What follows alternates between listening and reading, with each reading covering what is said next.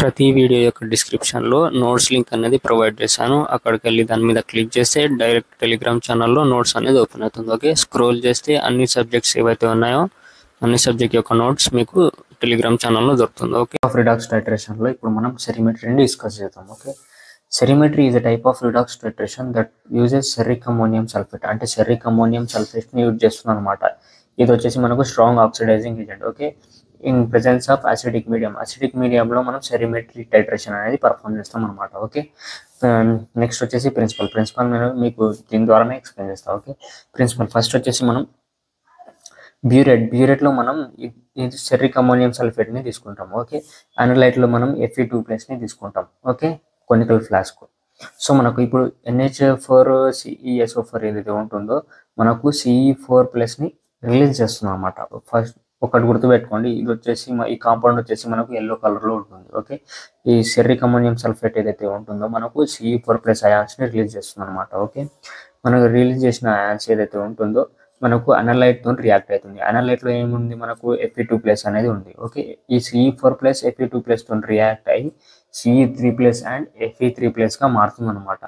కలర్లెస్గా మారుతుంది ఎండ్ పాయింట్లో.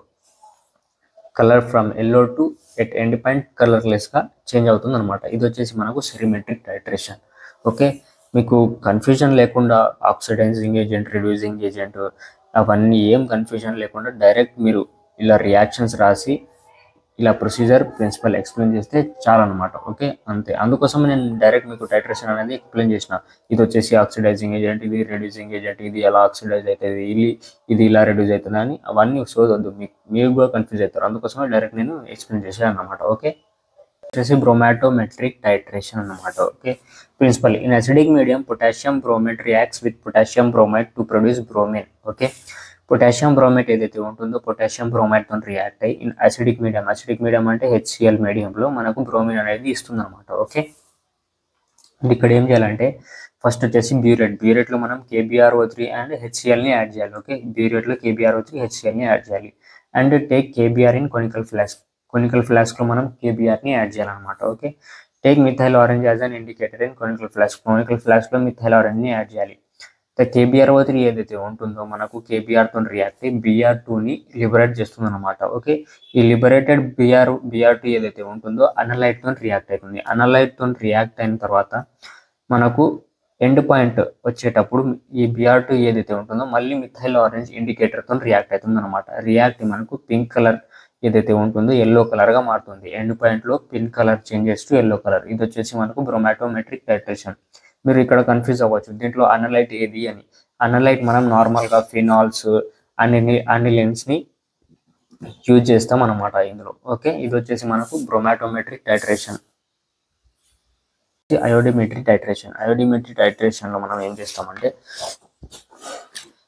Free iodine ఏదైతే ఉంటుందో మనకు ఇది వచ్చేసి ఆక్సిడైజింగ్ ఏజెంట్,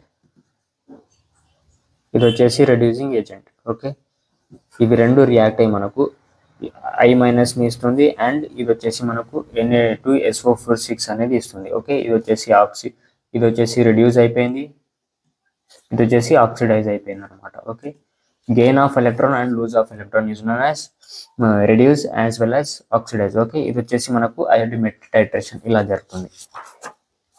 ప్రొసీజర్ చూద్దాం. ఇప్పుడు ప్రొసీజర్లో మనం ఏం చేస్తామంటే నార్మల్గా ఇది వచ్చేసి మనకు కొనికల్ ఫ్లాస్క్లో మనం అయోడిన్ యాడ్ చేస్తాం, పొటాషియం అయోడైడ్ యాడ్ చేస్తాం, తర్వాత వచ్చేసి డైల్యూట్ చేస్తాం, వాటర్ యాడ్ చేస్తాం అనమాట. ఓకే, ఈ I2 ఏదైతే ఉంటుందో ఆక్సిడైజింగ్ ఏజెంట్గా యాడ్ చేస్తుంది. నెక్స్ట్ వచ్చేసి మనం స్టార్చ్ ఇండికేటర్ని యాడ్ చేస్తాం. యాడ్ చేసినప్పుడు ఈ అయోడిన్ ఏదైతే ఉంటుందో ఈ స్టార్చ్ ఇండికేటర్తో రియాక్ట్ అవుతుంది. అయోడిన్ ప్లస్ స్టార్చ్ ఇండికేటర్తో రియాక్ట్ అయ్యి మనకు బ్లూ కలర్ అనేది ఫామ్ అయింది అనమాట. ఓకే, నెక్స్ట్ వచ్చేసి ఈ కొనికల్ ఫ్లాస్క్ కంటెంట్ ఏదైతే ఉంటుందో సోడియం థయోసల్ఫేట్, ఇది వచ్చేసి మనకు రెడ్యూసింగ్ ఏజెంట్. సోడియం థయోసల్ఫేట్తో మనం టైట్రేషన్ పర్ఫామ్ చేస్తాం. ఓకే, Na2SO3 ఏదైతే ఉంటుందో ఈ కంటెంట్తో రియాక్ట్ అయ్యి మనకు ఎండ్ పాయింట్ కలర్లెస్ అనేది ఇస్తుంది. Okay, blue colour to colourless అనేది ఫామ్ అయింది అనమాట. ఇది వచ్చేసి మనకు అయోడిమెట్రీ టైట్రేషన్.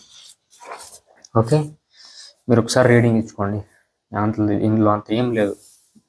ఓకే, నెక్స్ట్ వచ్చేసి అయోడోమెట్రిక్ టైట్రేషన్. ఇది వచ్చేసి ఇండైరెక్ట్ టైట్రేషన్ అనమాట. ఇండైరెక్ట్ టైట్రేషన్ అని ఎందుకంటామో అది మీకు ఎక్స్ప్లెయిన్ చేస్తా. Okay, in which iodine is liberated from potassium iodide by the action of oxidising agent the liberated iodine is nitrated with a reducing agent like inactive H2O3 అంటే ఏం లేదు మీకు ప్రిన్సిపల్ యాజ్ ఇట్ ఈస్గానే ఉంది, procedure principal as సింపుల్గానే ఉంటుంది. Principal reading ఇచ్చుకోండి మీకు అర్థమవుతుంది. నెక్స్ట్ వచ్చేసి నేను డైరెక్ట్ ప్రొసీజర్ అనేది ఎక్స్ప్లెయిన్ చేస్తాను, దీంట్లోనే ప్రిన్సిపల్ వచ్చేస్తుంది అన్నమాట. ఓకే, ఫస్ట్ మీరు కొనికల్ ఫ్లాస్క్ తీసుకోవాలి.